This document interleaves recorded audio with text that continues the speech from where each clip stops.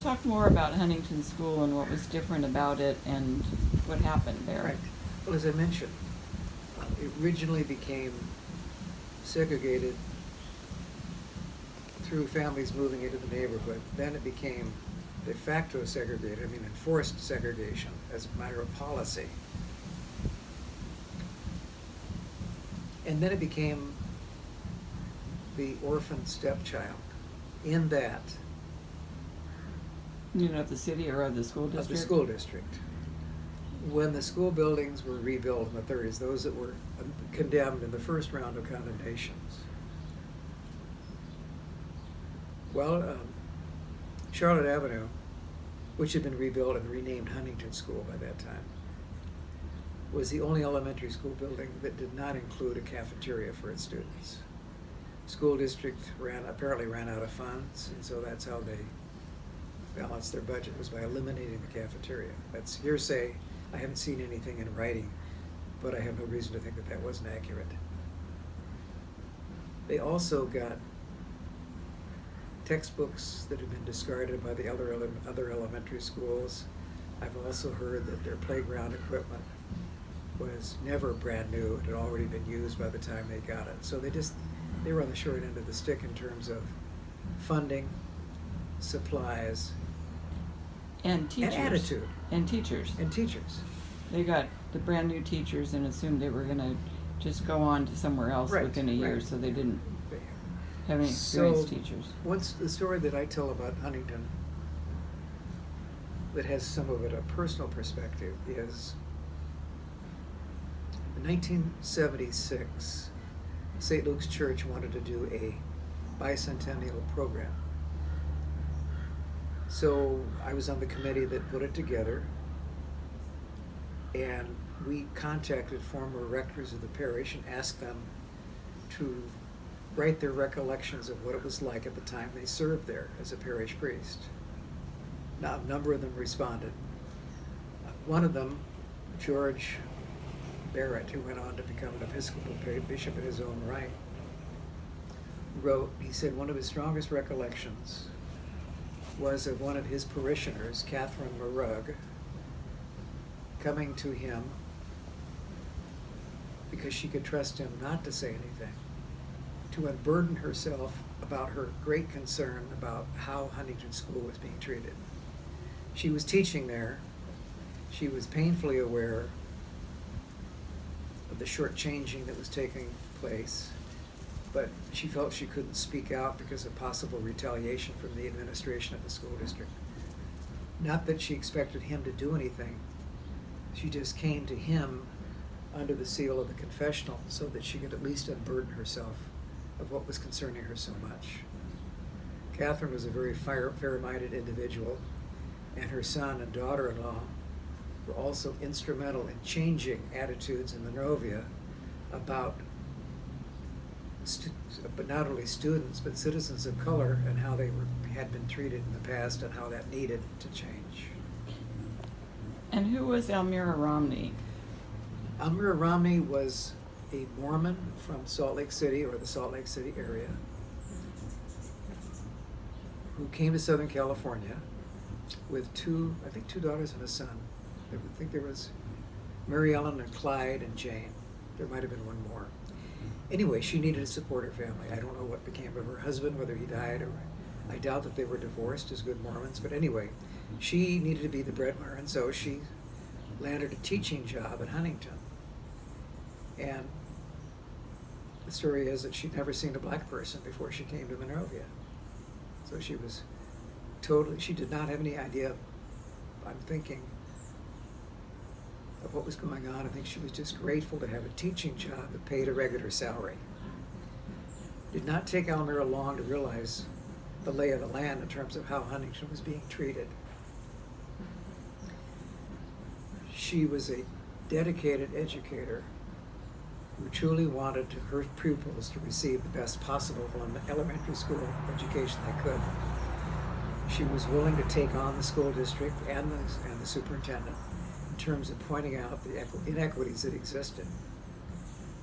She ultimately became principal, and people who were there under her principalship said, talked of her commitment to their education and her passion for her students. She did everything within her power to try to take on the power structure that was denying Huntington what was its fair share of funding and attention. You and I talked to Norman Ross, who had been on the staff at Huntington. He'd worked as a custodian. You asked Norman about Elmira Romney, and I didn't realize it. You had to point that out to me. But Norman started to cry because he'd never forgotten her commitment to her students and her passion for their education. And one of the parents, she spent a lot of time organizing activities for the parents, and one of them was Mary Ann Carr. What is her name? Mary Carr. Mary Carr. Mary Carr. And she had a young kindergartner. Well, she had a number of children. But Elmira Romney had a child when she was teaching kindergarten. Right. Mary Carr's family came to Southern California and Monrovia, I believe from Mississippi or Alabama. Anyway, I talked to one of her sons one time who said his dad got out of town ahead of a lynch mob. I don't know if it was quite that dramatic, but probably not. He would have no reason to exaggerate. So they came to Monrovia. It probably was true. Is that what you're Probably saying? was true. Mary's Yeah. maiden name was Gadberry. And her father apparently did something to create a furor and had to leave town in fear of his life. So they relocated to Monrovia. Mary's mother died quite young. Mary ended up marrying Raymond Bartlett from Pasadena, a black police officer who was a friend of Mac and Jackie Robinson. And they had one son, Robert Theron Bartlett, Bob Bartlett, or Bobby, as some of the family called him. That marriage ended in divorce, and then Mary married Carr, Russell? Anyway, and they had, believed, 2 sons and a daughter in addition. Bob graduated from Huntington. He was there during the Romney years. Went to Clifton, graduated from Monrovia Arcadia Duarte High School, played football, came back to Monrovia to live, and was proposed in the early 1970s as a candidate for city council. I think the first time he was proposed, I think Bob may have declined, and he said, "I don't think the time is right." But his candidacy came up again in 1974 because some serious change was needed in Monrovia. Myrtle Avenue was I won't say ghost town, but it was in sad shape, a huge vacancy factor, fairly large absentee landlord ratio, and buildings were being under-maintained. It was just not pretty. So at that time, Eric Faith, Pat Ostry, and Bob decided to run as a team, which meant if they were elected as a team, they would then become the majority on the city council, and they could then begin to implement some of the change that they saw as being desperately necessary to save Monrovia from either sliding even further into a depressed condition. So this was an unusual slate of candidates because it was an African American, a youth. Eric Faith was in his 20s. Yeah. And the first woman. Right. That would, if elected to, right. She would have been the first. And so, she was Catholic. And Catholic to boot. Mm-hmm. None of which would have been would have happened years before right. that. So they ran a very successful campaign. They had a number of coffees where they talked to people. They rented the theater marquee of the former Lyric Theater, then known as the Crest. Crest was not in use at that time, so they rented the theater marquee to advertise their campaign, and they won. They were then majority on the city council. And surviving members from the previous city council, when it came time to selecting a mayor, said, "Oh, well, none of the three of you has much civic experience. Why don't we let someone who's already been on council serve as mayor?"